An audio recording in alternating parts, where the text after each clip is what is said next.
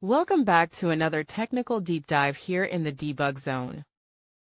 Today we're tackling a big question and breaking it down with insights from other users. Hopefully this clears up some misconceptions and helps you get the answer you need.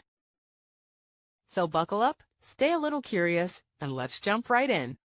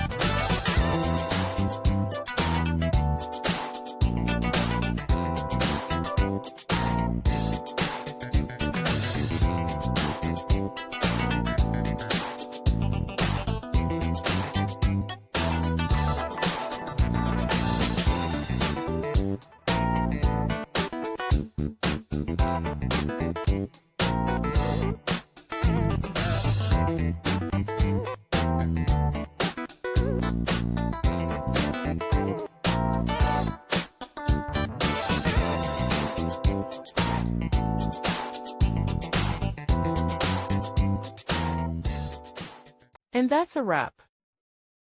I hope you found the answer you were looking for. If you did, take a second to hit that subscribe button. It really helps out. And let me know in the comments which solution worked best for you. See you next time in the Debug Zone.